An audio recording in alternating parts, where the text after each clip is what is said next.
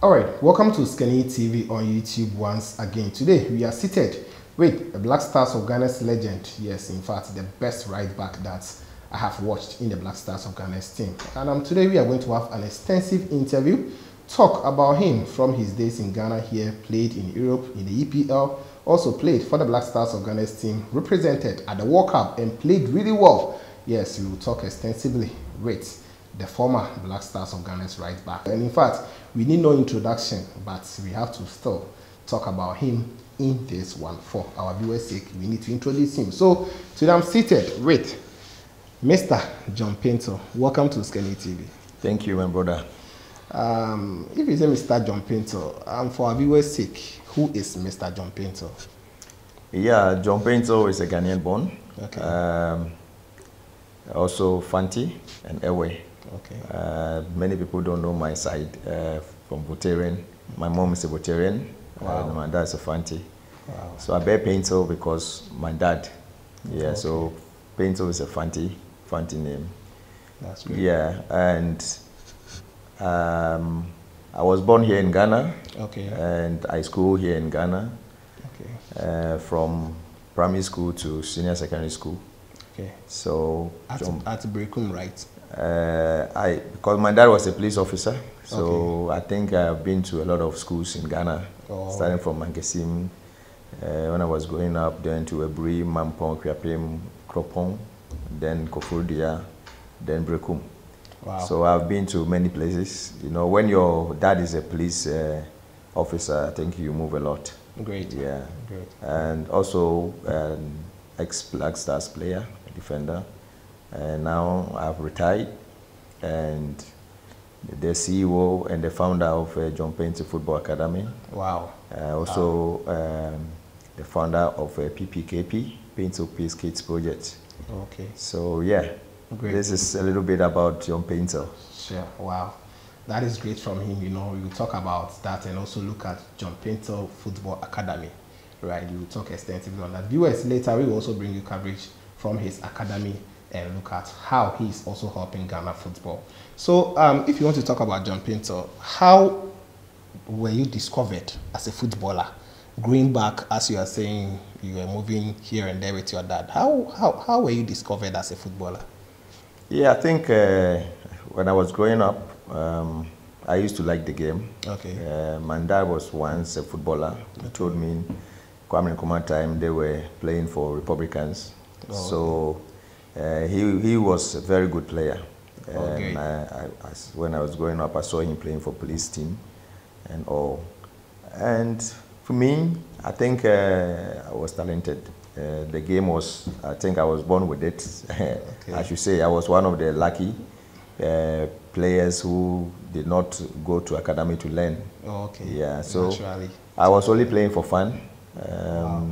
The coast teams in the Kropong called ECOWAS Babies. ECOWAS Babies. Okay. Yeah, in the Kropong, Kwiapem, and also find myself in Koforidua playing for the school team. Okay. So I was named as a team captain when I was SS2. Wow. Captain my seniors and all. So moving to Brekum, my dad was transferred to Brekum. Then I went to visit him. Wow. Then saw a couple of people playing around the street. I joined them, and they feel that, okay, no, this boy is good. So we can build a team around him.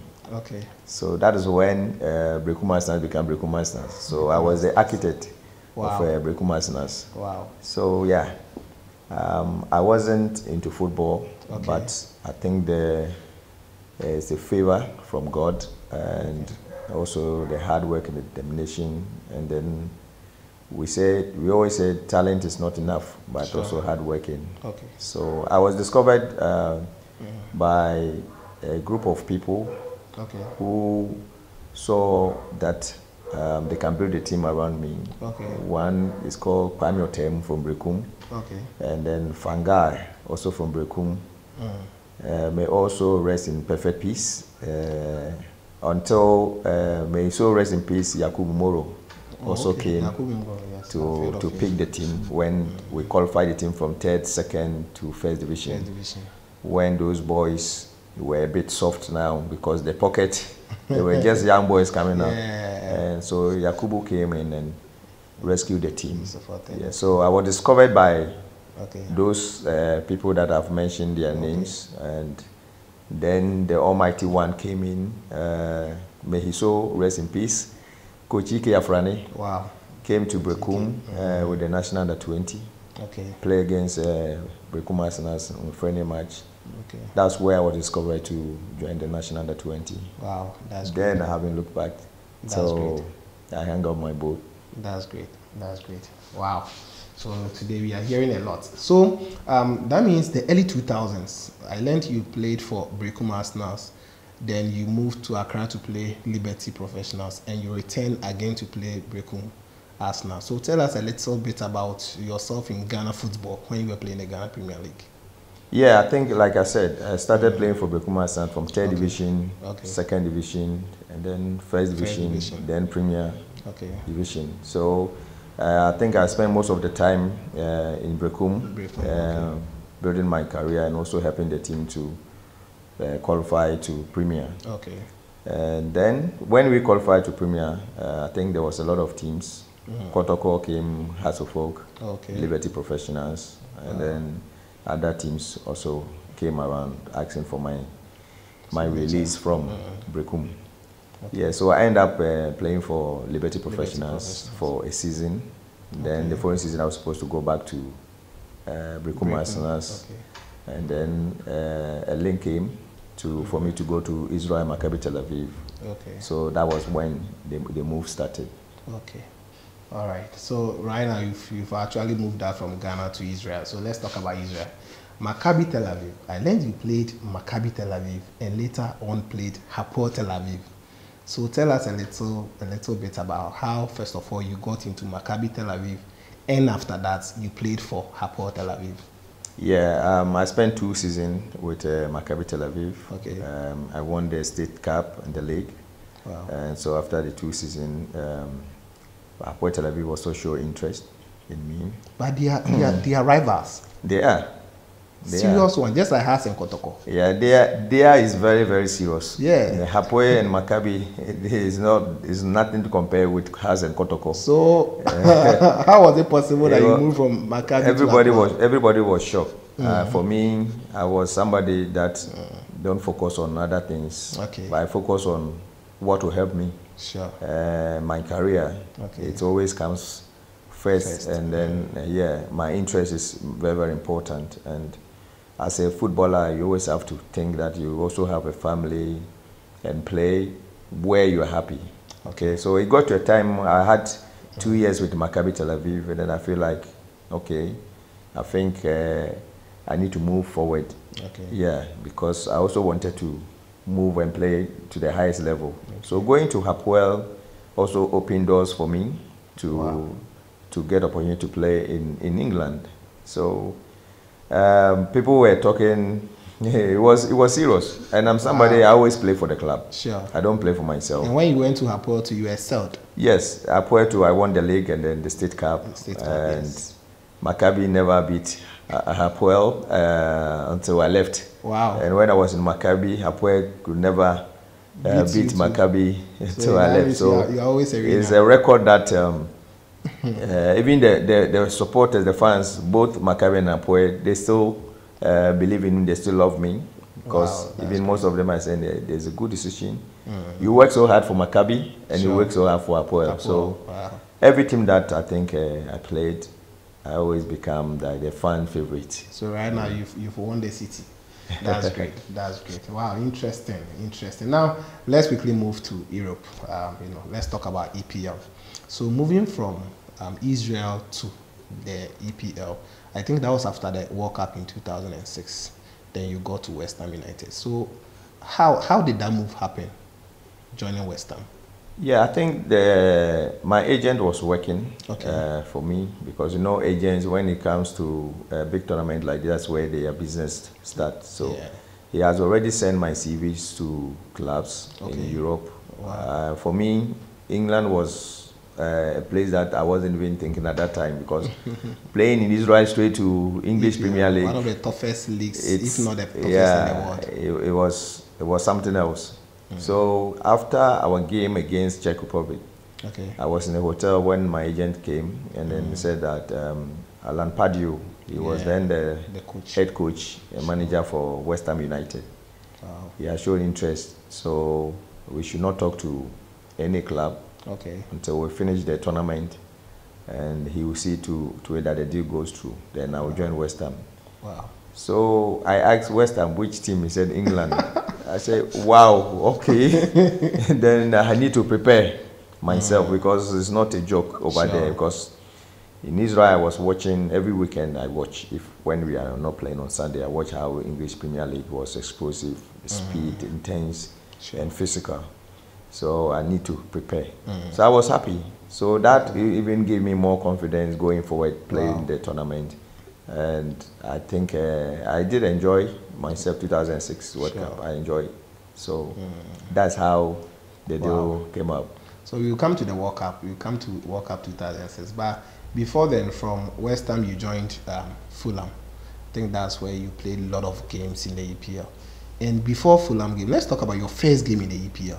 How was the feeling? Were you feeling anxious? Was the tension on there for you, or you felt normal and played the first game in the EPL?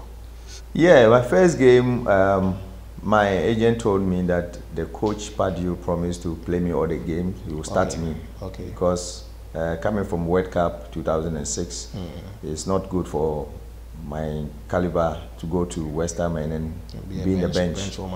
So we trained a day before the match. I find myself in the second bench zone.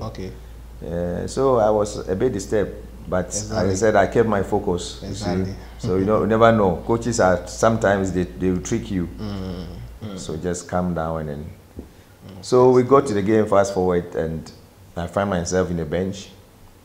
I was disturbed, but I said no. Let me focus and then see what will happen. So not knowing Pardew was. Still justified the two of us, Terry Mills, who was my competitor at the right back. So he started, and then I came in the second half. First half was draw against Charlton Athletic. So I came in second half, I changed the game.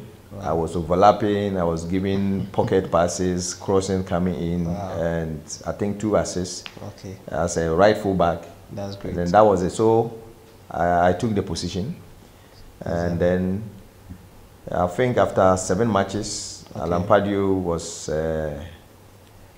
left the team to another team. He left West Ham to Charlton Athletic. So new coach came, Alan Kabishri. So Kabishri came, and then every coach like his own, have their own philosophies. They go with players who can fit to it. And I was a speedster. I was good with the ball, giving more crosses, but he came with a direct football game, and so he brought different players, Bellamy, Lucas Neil from Australia. He made him captain, and Lucas Neil was playing my position. Right back. So if the captain is playing my position, that means your position going back to So it was very difficult for me. At West Ham, I didn't get playing time at all. So what I was doing, I was playing for reserve league, which you play against the youngsters, just to keep you going. Because as a national star, you need to be ready at all times. So it was a difficult moment until... Because at that time, AFCON was at the corner, if I can recall. If not 2008. 2008 AFCON was around the corner. So I had to prepare myself. So one of the reserve games we play at Fulham Stadium, Coventry Cottage, and I think Roy Hodgson was there, and then he spotted me, and I think after the season 6 to season 7 to 8, 7 and 8 season, they came for me. Roy came for me to Fulham, so that's where. I came to the game itself, like I enjoy EPL.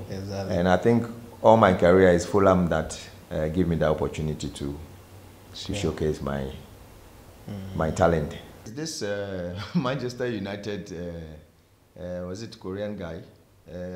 Ji Park. He's the one. when you came, I was watching one of the game, Manchester against Fulham. Yeah. He was always on my case. I will kick this guy 10 times, he will come 20 times. So he was my toughest opponent ever. Song was dangerous. And he was a hard-working, he don't get tired. He always on my position. And I think, like I said, I prefer going on Ronaldo than him. Exactly.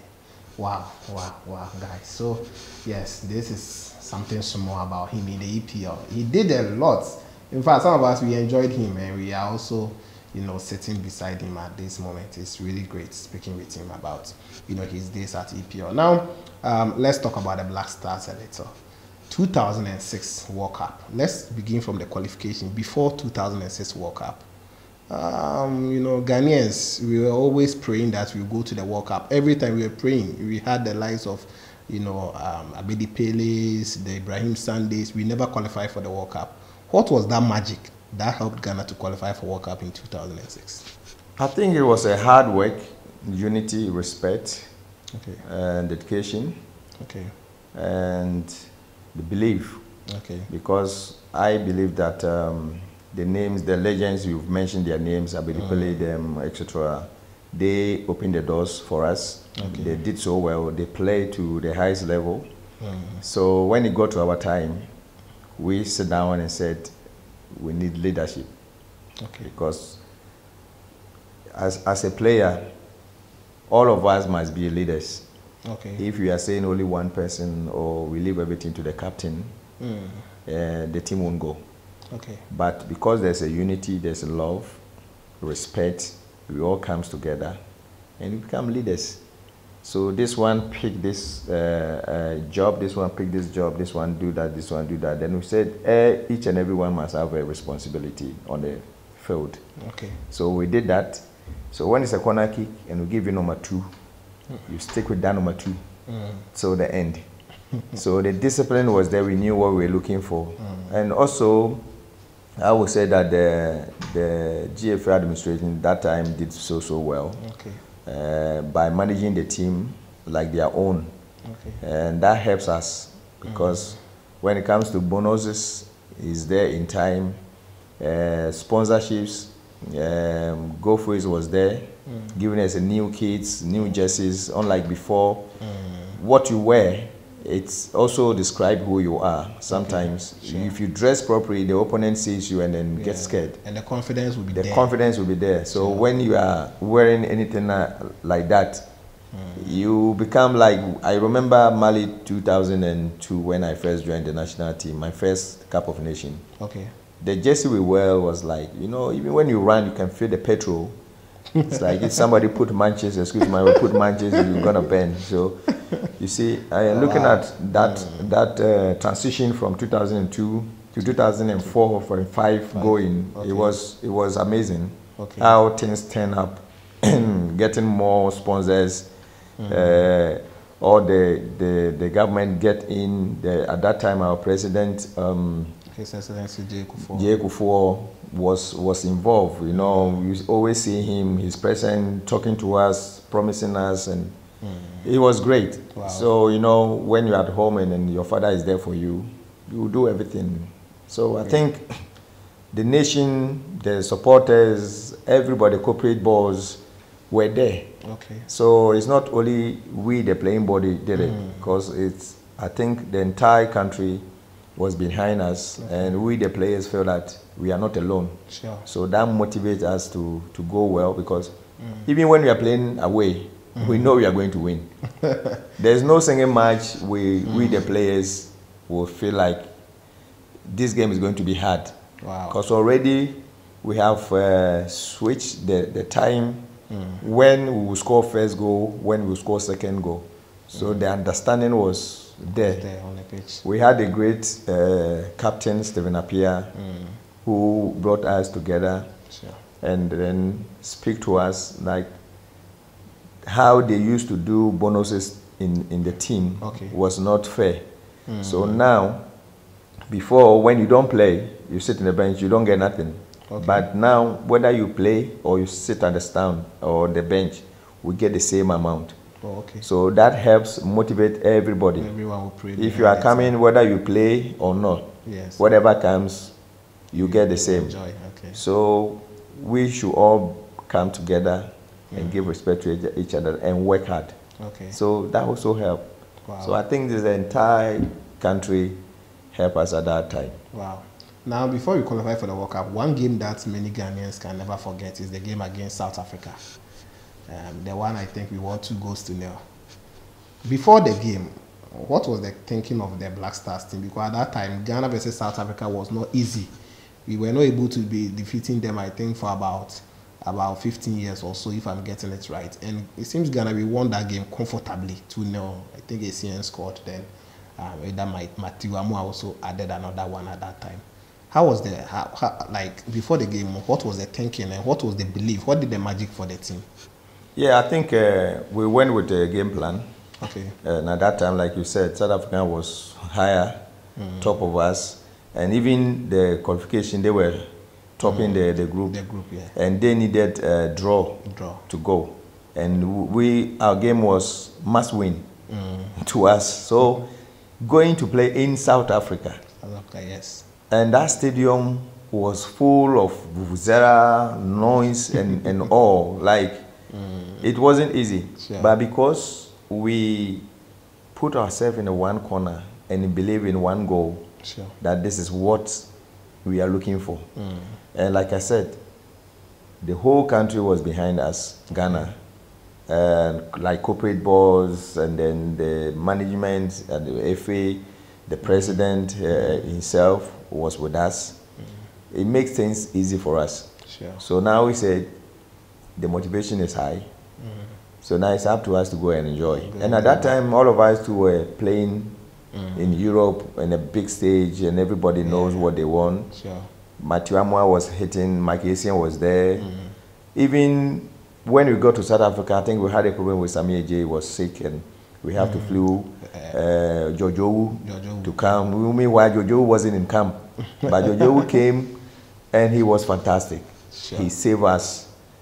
That shows that time any player who entered the team will find comfort, because the unity was there. We don't discuss players behind. We don't backstabbing players. We respect each other. We don't care where you are coming from, where you play, but we see ourselves as one people, one family, that we want to achieve something. Okay. So the South Africa game, people think it was easy, but it wasn't that easy because really we went with the game plan, and that game plan works for us. Okay. Wow. Wow. Now let's quickly go into 2006 World Cup in Germany. The first game against Italy. Ghana, we lost by 2-0. After that loss, how was the mood in camp and everything? And what was the belief that can we qualify from the group stage? Yeah, I think 2006 German World Cup, I think we were inexperienced with such tournament. Okay. And we went there to have fun and then also showcase our talent. Okay. And you know, when you are playing, we are having fun, and you relax, you play, you are motivated, you are confident, you play good football. Sure. So even when Italy beat us, it didn't affect us too much, because we believe that there's 2 games to go. We can, if we win those games, we are good to go. So the games were not easy.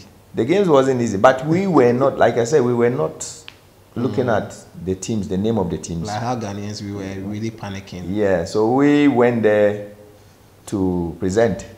Yeah, we came to play the tournament. Okay. So the tournament is 3 things involved. Either you win, you lose, or you draw. So our mindset is to go there and win matches. Okay. And then also put the country in the highest level. And we were already motivated. So losing against Italy did not affect us so much, because we believe that the remaining matches we can do better. Sure. Yeah. So we got our next match was against that was Czech Republic. Czech Republic, and then we beat them. Sure. So beating Czech Republic give us confidence, and also meeting USA. Okay. We all believe that we'll beat USA because we have that confidence that we're going to beat USA. Because Why? then we didn't know much about USA. We never played them before. They don't know much about us. So it was like opening game. Opening game, okay. Because Italy, we play Italy in the Olympic Games 2004. Okay. It's the same squad we met at 2006. Wow. So it's like kind of, we know each other. You know them, okay. But playing USA, we have so much confidence that we'll beat them. Czech Republic, we believe we were going to beat them. But, that time, but we decide to go for early goal. Wow. Because we said if we score early goal against Czech Republic, that's it, we'll finish them. And indeed, Asamoah did that for the team, and then we didn't look back. Muntari hit the second one, getting to the final minutes of the game. So going to US, we have so much confidence that we're going to beat them. Because you'll be able to defeat Czech Republic. At that time, I think they were second in the world or something. They were, I think, they're among the even myself, I didn't know they were second. You see, that's why I said when we are going to play, we don't care. You don't care. We don't see whoever we are going to play. We are going to play against players, not Czech Republic or the position they are. It is 11-11. 11 against 11, yeah. Wow. Now the last game against USA, I think we won that game and qualified. So it was a good one. You guys did really great. The game against Brazil, Ghana versus Brazil, immediately you heard the name Brazil. I hope that time there you were a little bit anxious. Like the name Brazil, did it shake the whole team? And how was the mood before the game? We were so excited to play against Brazil at that time. Oh yes. Wow. We were so excited. Like, okay, playing Brazil. Like I said earlier, we were inexperienced. Okay. And when you are playing such team, you've got nothing to lose. Okay. You understand? You've got nothing to lose. So as a player, you enjoy yourself playing against Carlos on the line. Yeah. I said, I want to dribble this guy. I want him to sit on the floor.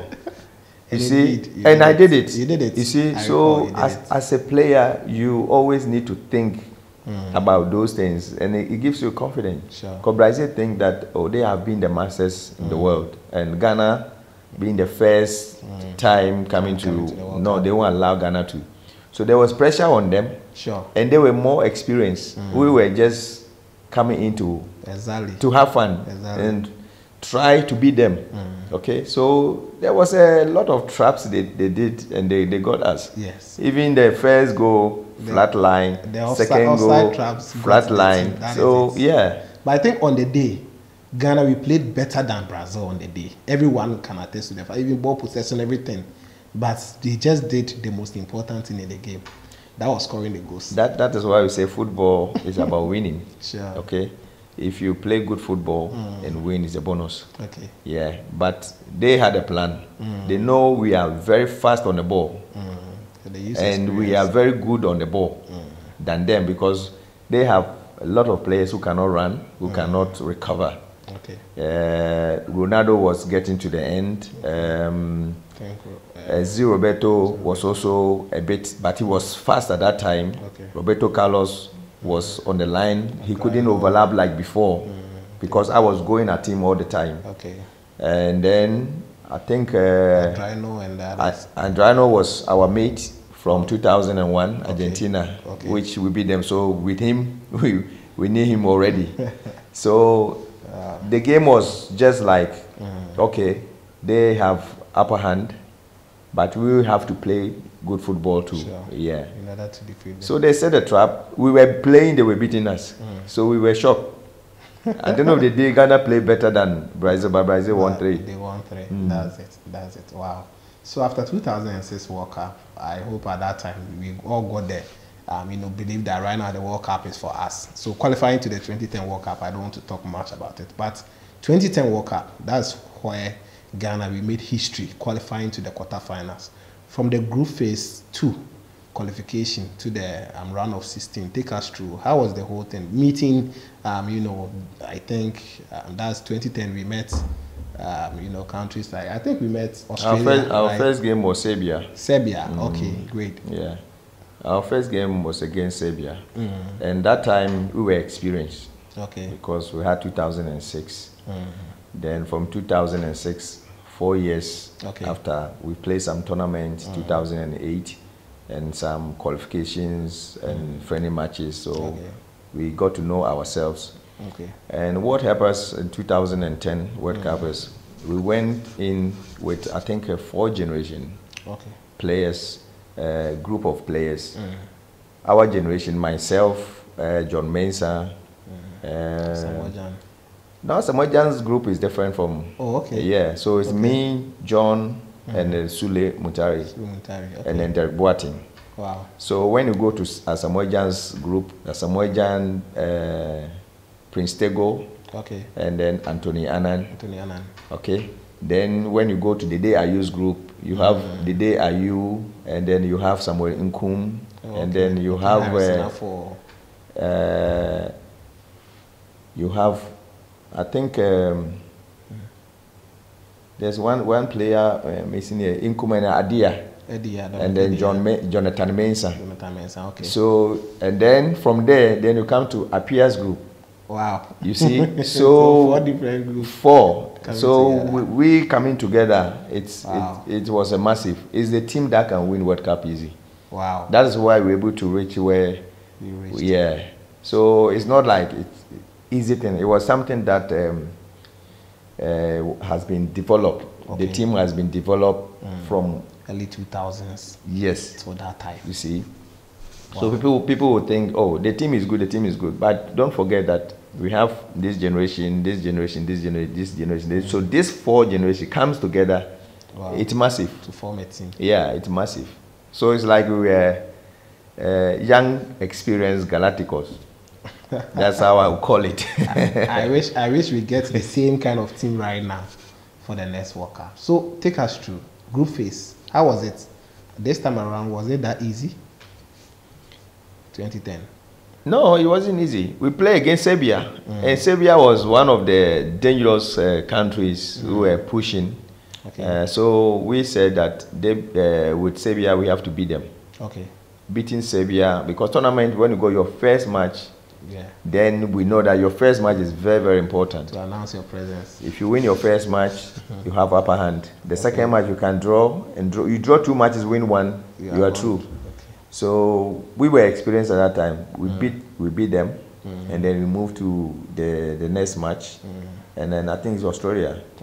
Yeah, and then Australia I think it was 1-1. We drew 1-1. Yes. And then we moved to Germany. Yeah. So Germany beat us, and we had 4 points. So it's 4 points that qualifies us to the next stage.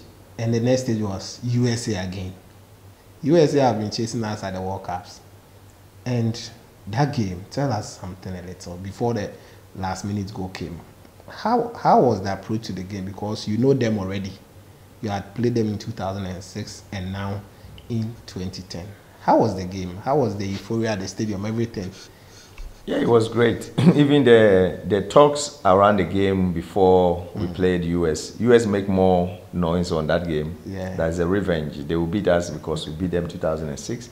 So 2010 is not going to repeat it. Even their president was at the stadium, and he went to the dressing room, he motivated them and all. So we were also motivated.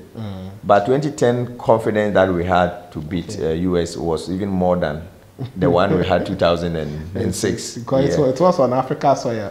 Yes, and then also how we qualify. Yes. It gives us a lot of confidence. And then we have learned a lot of mistakes from the previous matches because we were lucky to qualify to the next stage with 4 points. Yeah.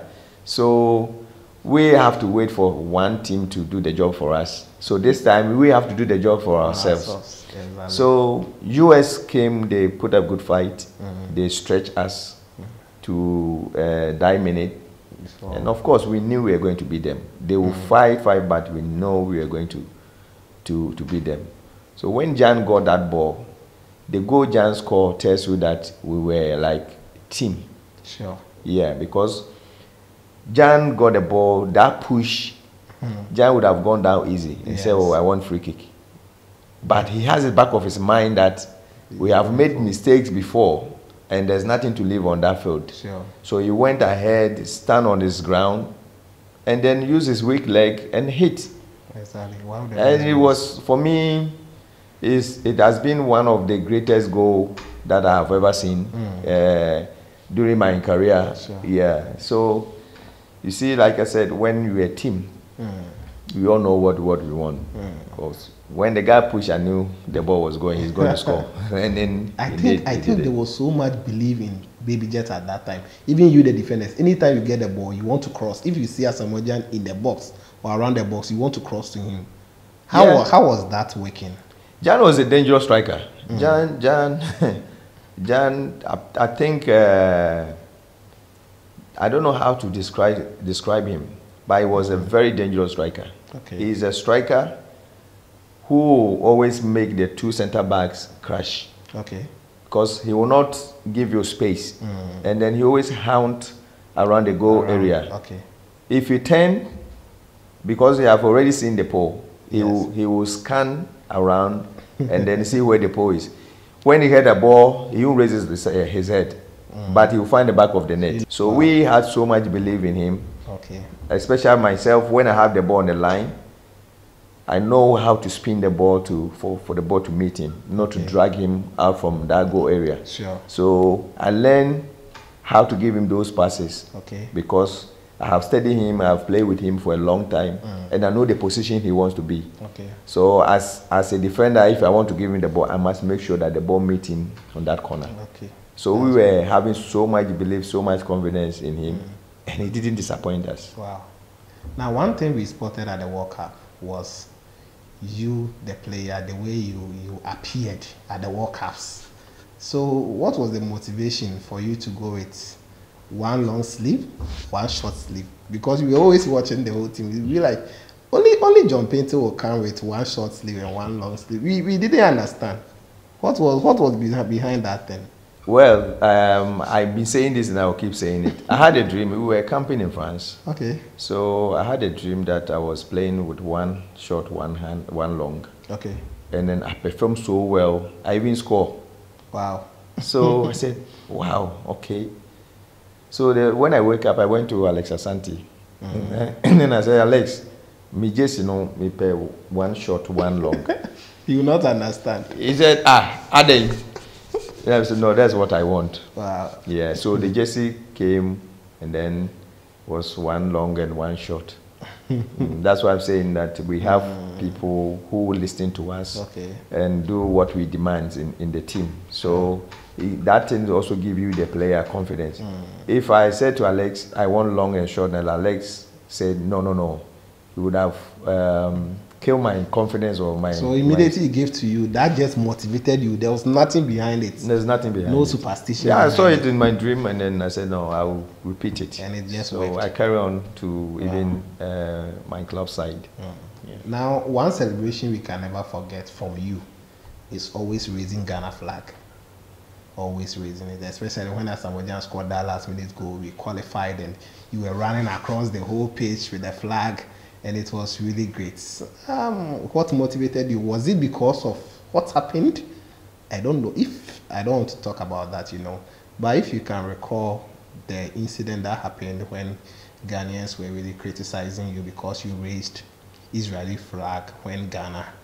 Oh, 2006. I think I did both. Okay. Yeah, the rest of the matches I did both.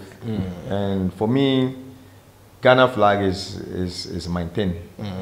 Even in Fulham, when I played after the game, I do a lap of honor to the supporters because I believe that supporters are very, very important to us as football people. Without them, we can't do it. That one, nobody can say no. Without supporters, we can't do it. Exactly. Yeah, and then also lifting our flag is to show the world that we have come and we are here. Some people have heard Ghana, but they don't know what we represent. Sure. So showing Ghana flag to the world it's amazing. So for me, whenever we win matches and I look around, I just look for Ghana flag and then pick it up just to show and then be happy and where we come from. you never forget where you come from. Exactly. Yeah. Exactly. Now, you are one honest person. You always says the truth.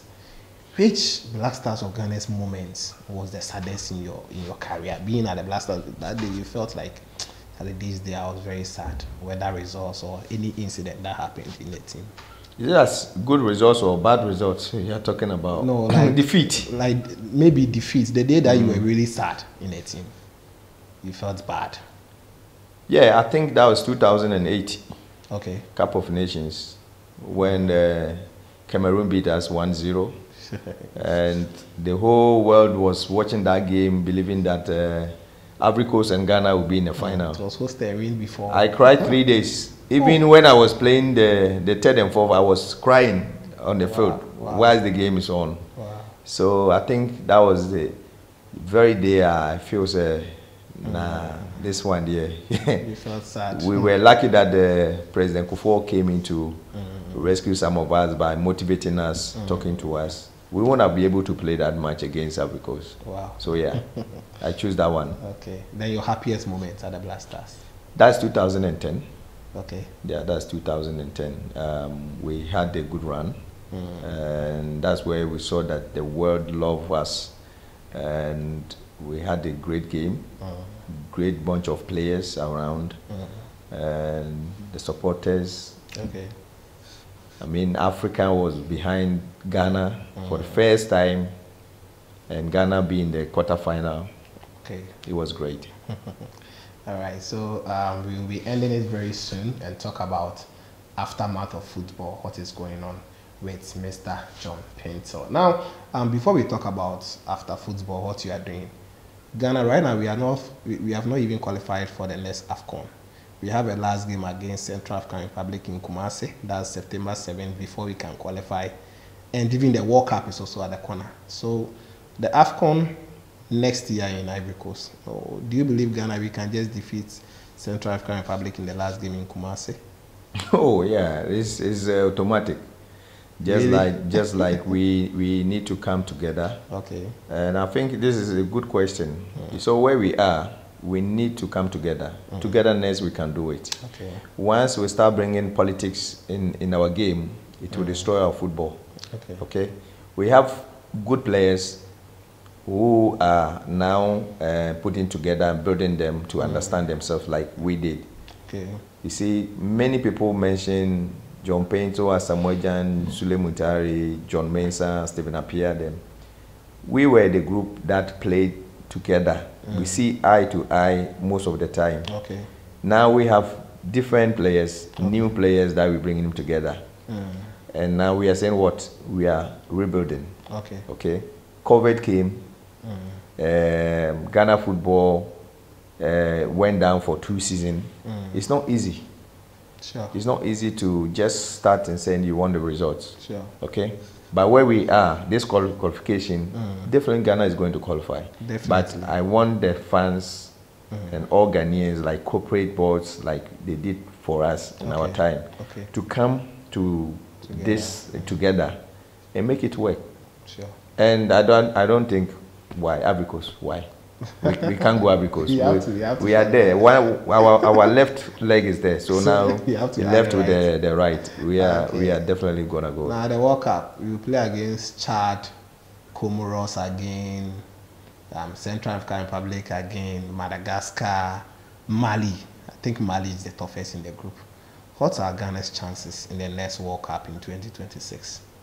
We stand a chance, a very big chance to qualify.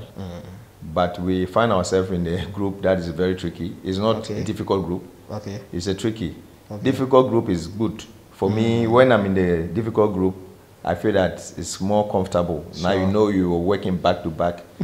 But when you find yourself in a group like this, Comoros think they have a history with us. Yeah. And that has given them confidence that they think they can come again. And CL, they are also doing very well, but they are not active like Mali. Okay. Mali, they are the stubborn ones that believe that they can surprise. So when you find yourself in this kind of awkward group, like you need to work so hard. Sure. And also have the mindset of Doesn't matter who we are playing against.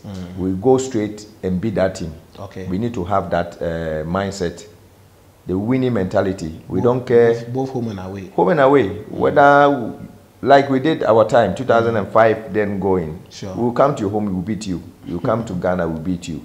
So I believe that these boys will have that mindset and then do that, because those teams, Comoros, CL, them, they will disturb you.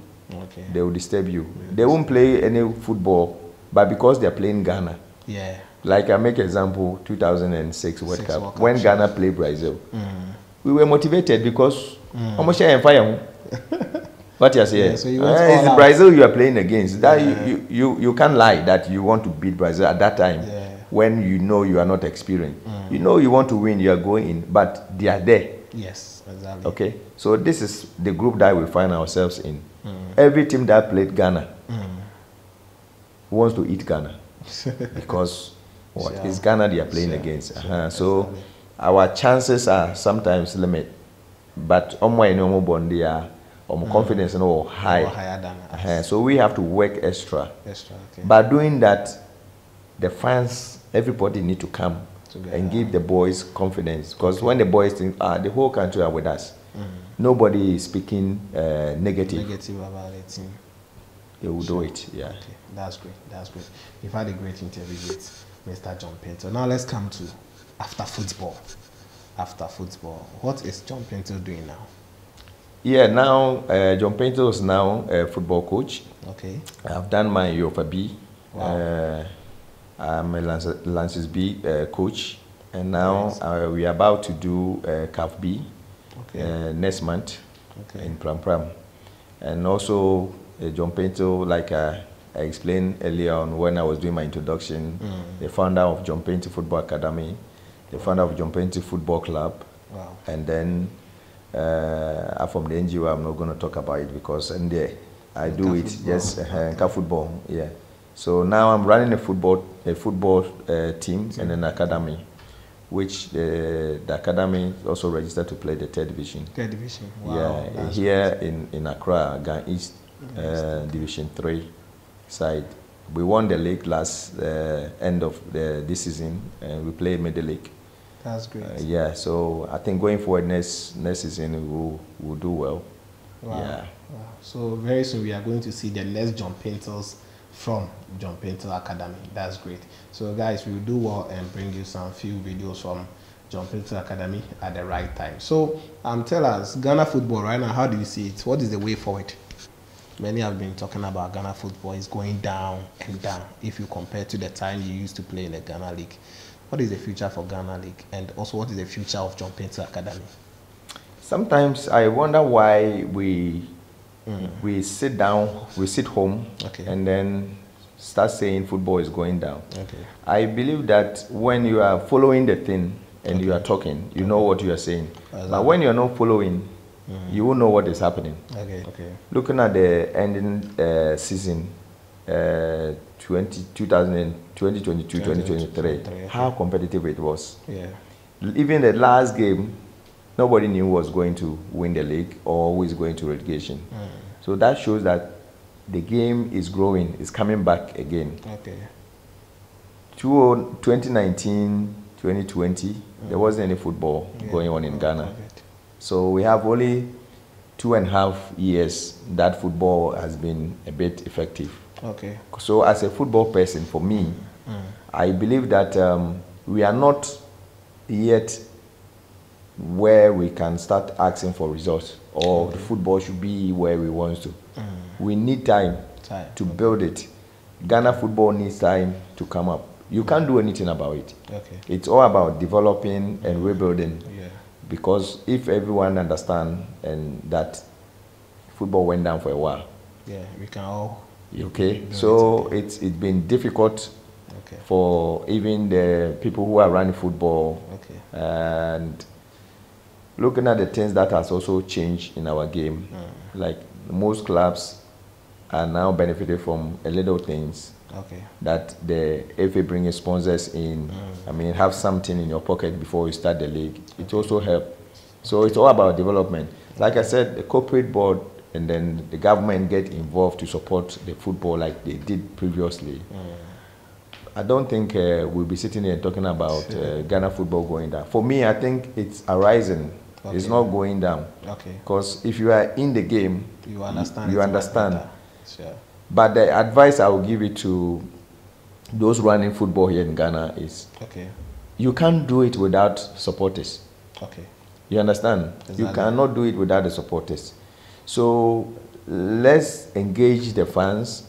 If Kotoko fans demand to know what is going in the team, they have to let them know. Sure. The challenges that the club is facing, if the attendance to the stadium is affecting the team, let them know, so that House of Folk fans will not sit down and say, our team is not doing well, our football is going down. Meanwhile, the supporters are not coming to the stadium to watch because they say the game is going down. It's them who will make it work. Sure. So I think the FA should engage the various clubs, you know, those managing the affairs of the club. This is not about the FA. You are running your own club. So you have to take that initiative. The FA will not come and ask you, do this, do that to help you. Okay. The FA will only give you the conduits.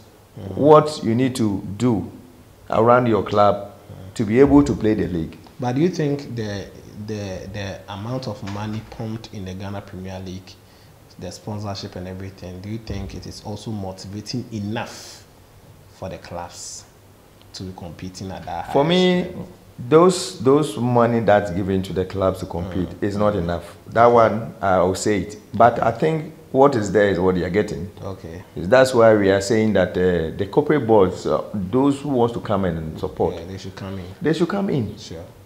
If government said, I want to support Ghana football or Ghana League, I'm putting this bite in for every year. Yeah. You will see how things will go. Because running football individual is not easy. It's not easy. So if you don't have sponsorship, then every day the money is coming from your pocket. Exactly. You understand? So it's difficult for those running football to survive. Sure. That's why sometimes you hear players are not getting their bonuses in time, their salary are delaying and all. It's not them. It's not their fault to delay, because the there is not there. It's not there. Okay? And at the same time, they also want to. That's it. You see, so if all the club owners decide not to do football, what will happen to our talented players, the next generation? It will be difficult. Sure. So when we have opportunity to come on TV like this, we need to talk about inviting them to come and support, because there's so much talent, there's so much good footballers in Ghana.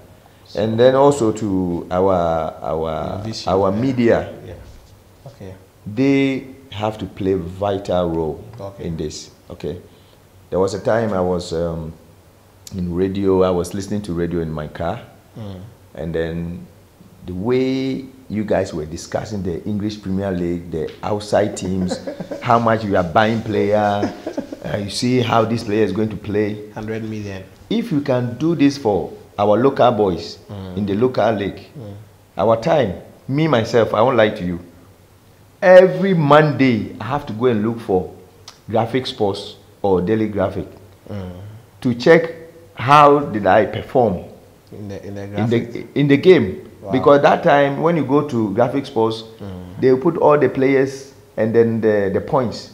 Okay. Liberty Professionals, John Paintsil, 8/10. 8/10. So the player next game, he wants to improve sure. From. So Jose was 6. They have given him 6 or 5. Yeah. That means he did not perform. Yes. 4. He kills his heart. That then I have to. You see, so sure. Those things, I think those things has gone. Yeah. I don't know where are they. They can still do it to help Ghana football. So when you're saying Ghana football is going down, all these are involved. Sure. You see, it's not about. It's a whole lot. So it's not about GFA. So I think we should have a broad discussion about Ghana football. Yeah, like I'm saying, what I'm saying right now, it's a fact. People can testify it. Exactly. Say what John is saying is true. Yes. Go back 2001. 2000, 1999. Yeah, go down. You see some Graphic Sports that has players, when they play, the numbers they give them. 4/5. There was a time Liberty Professionals, I saw one that was like 5/10. And I said, no. Half. So I showed it to William Tiero. Tiero was my teammate at that time in Liberty. So Tiero, let's go and buy the paper. So to check where we are. Nilabi was also there. So these things was motivating the players. Okay. So that pushed all of us to come to the limelight. So with all of us coming together to blend, Ghana football will rise again. Sure. So lastly, tell us a little bit about your academy. What is the vision, the broader vision for your football academy to qualify to the elite leagues, or you want to be there and be churning out talent? What is the vision for your academy? Yeah, I think the talent is fact, but the talent is not enough. We need players, hardworking players, and players that we can also make business on, because we are using money. Football is business. I won't sit here and say just run an academy. I'm putting money and I want money back. So we are looking for players who can make it to the highest level. We are looking for players who will replace John Paintsil, who will replace Asamoah, John Mensah, Stephen Appiah, Sule Mutari, and all these big players, Abedi Pele, them, and you see, because we need a great next generation who pick up the game up. So John Paintsil Football Academy, we scout a lot. Okay. And now we have a partnership with the Bui Power Authority, the Bui Savannah area, which has given opportunity for 15 players, which every year we pick 5 players to come and polish. And if you have opportunity to go to national team or to go to any Premier League or to even go outside, they help you to go. So it's something that even September 4th, this year, September 4th, we'll be doing it in Bui. Yeah, so we have 16 teams that will play the tournament, and then we will select. Sometimes we have like 250 players, and then we only need 5 players out of it. Not easy. Yeah, so selecting them, after selecting them, then we'll bring the ex-players to play against them. Why we use the ex-players to play against them is for them to see that they are not far from us. Okay, so the chances of getting to the highest level, it's closer. So we have all this mindset of giving the freedom to the youngsters who think they are in the bondage, they are somewhere that no one will come for them. And I'm happy that Bui Power has also taken that initiative as a government support for Bui Savannah area from Bole Bamboy going, giving an opportunity to the young boys to showcase their talent. So I think the CEO, Honorable Jamasi, he's the one in charge and also making sure that this project goes well for the youngsters. That's great. Yeah. That's great. So I think we'll be drawing the curtains here, but lest I forget, are we going to see John Paintsil one day, contesting for the Ghana Football Association presidency? Because in Africa, we've been seeing Samuel Otto, who is now leading Cameroon. We've seen the likes of Didier Drogba, who went for the election. Unfortunately, he lost. But the old players, in quotes, are we going to see you also involving yourself in Ghana Football Association, maybe executive position in the coming years, or even this year, because election is just at the corner? Oh, once we are in, we are in. We are all here to build and make sure that Ghana football becomes better. So as a football person, why not? When the chance comes, I will go in. But we need to take one at a time and steady. Sometimes it's not because you have played before and you know everything. You see, there's a lot of things that those who have played before don't know in the game. So I'm a beginner, so I'm learning. But yes, I won't say no to that. When that time comes, I'll grab that opportunity and also do well for the nation. But I think for now you are ready for coaching. For now, I'm ready for coaching. Under 17, under 20, Black Stars. Any. Because once I've done my courses and then I'm doing my badges, that testifies that I can take the job, any job that has been given me. That's great. That's great. So guys, this is where we draw the curtain on one-on-one with Mr. John Paintsil. Let me know your thoughts under the comment box. Don't forget to like the video, subscribe, put on the bell for more updates on this channel. This was Kenny TV, and of course, we shall meet later.